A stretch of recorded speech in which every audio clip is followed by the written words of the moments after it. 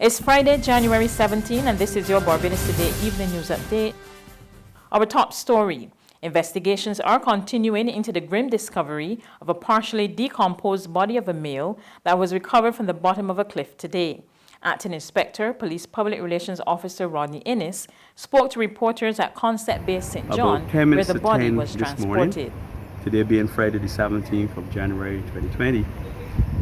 Police at District C received information of a human body located in the sea at the bottom of a cliff in the area here just above by Fortescue, in an area known as Elbow Bay, My Lady Hole.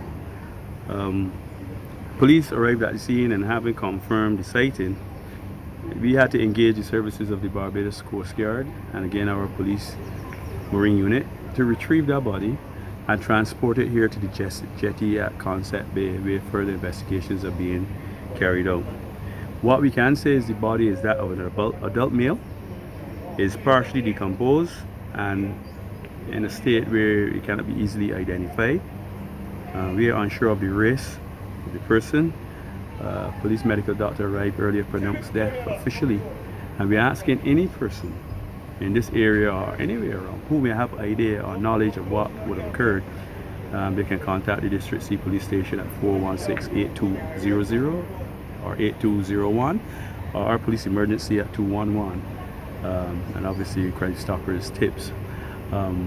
We'd be willing to hear from you if you have any knowledge, and we are going to continue our investigations here. We will give you a further update when we hopefully get the identity of this person.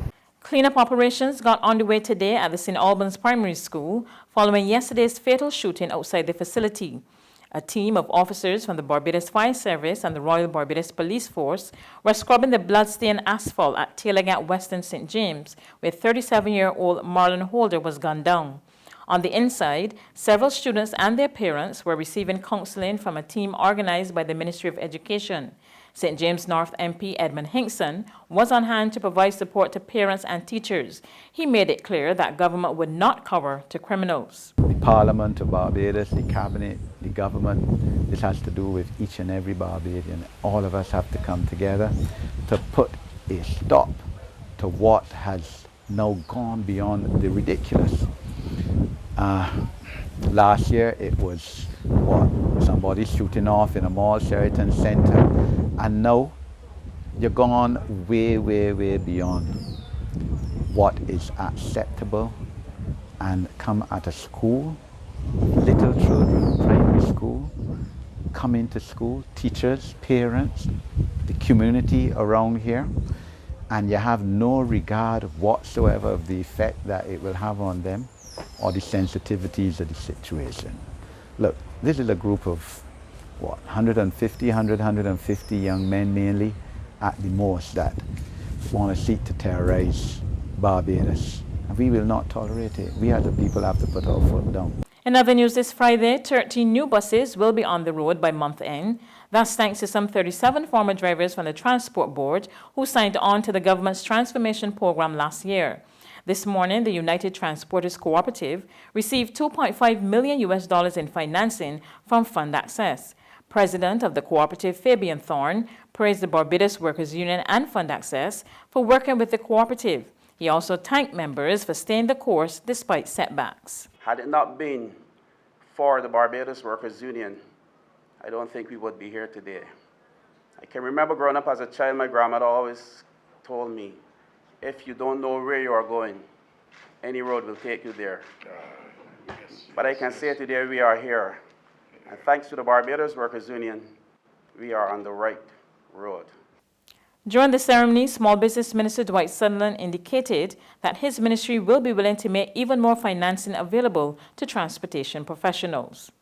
The ordinary man and the ordinary woman, and even those persons who are classified as wealthy, some of them take the public transport to get to work. And not having a bus, whether it is a ZR, it is a BT, it is a BM, it is a public service bus, not having transportation impacts productivity in a major way in this country. And if you look at the loss of value to companies by only one worker getting to work late. One worker with the keys to open an institution can impact significant commerce in this country and other businesses. Businesses in St. Lucie were on show today as part of regathering the Open for Business tour. Officials from the Parish Organizing Committee and the Small Business Development Center visited more than 6 businesses. Chairperson of the center, Lynette Holder, says she was pleased with the informal operations, which she says will require some capital to further develop. The informal business obviously will need an access to capital to help formalize their operations, to help with their marketing strategy and the like. And this is why we have the trust fund. As you know, their cap is $10,000, and we think that that type of business, formal and up to micro, can easily access that kind of seed capital. But when we get to a firm now like StarChick, that is at the other end of the spectrum, our view is that a firm like this that is established, has been around for close to 3 decades, they may need now to consider how they can internationalize their product.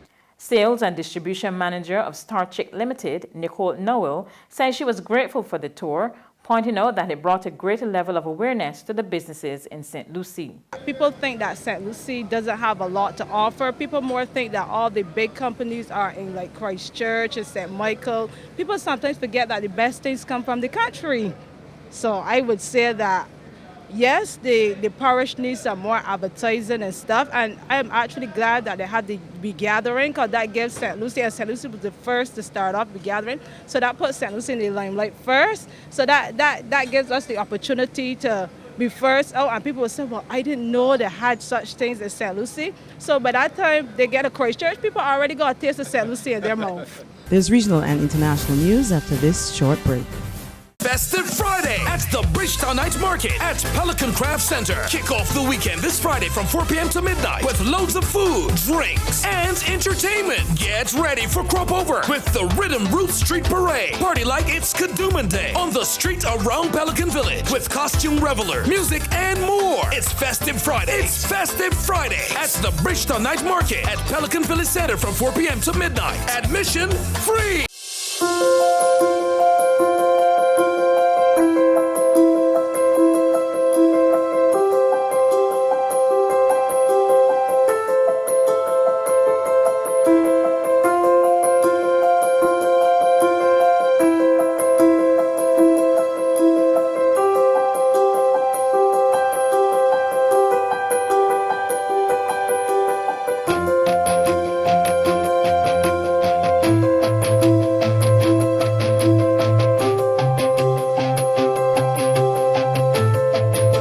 Barbados Today, news you can trust.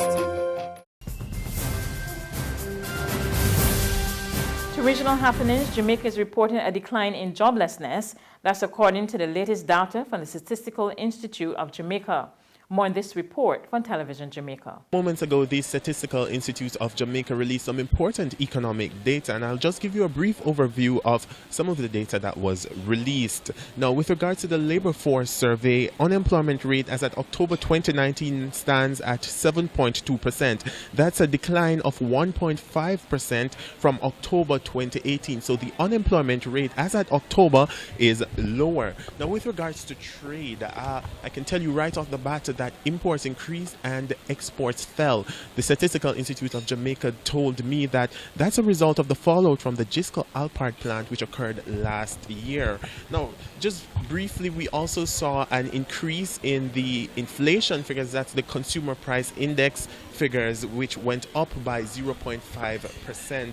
And with regards to the gross domestic product, that's economic growth, we're seeing an increase of 0.6%. That's compared to the third quarter of 2018. And we're seeing significant improvement in the finance and insurance industries, which increased by 3.4%, and the hotel and restaurants, that's the tourism industry, which went up by 2.5%. On the international scene, Swedish activist Greta Thunberg marched with 10,000 protesters in the Swiss city of Lausanne today as she launched the Fridays for Future movement that has sparked worldwide protests, denouncing a lack of government action to cut heat-trapping emissions before it's too late. We get the details in this report from Reuters Television. Greta Thunberg has a warning to politicians and big business at the World Economic Forum in Davos. Her global climate change movement isn't going anywhere. To the world leaders and those in power, I would like to say that you haven't seen anything yet. You have not seen the last of us. We can assure you that.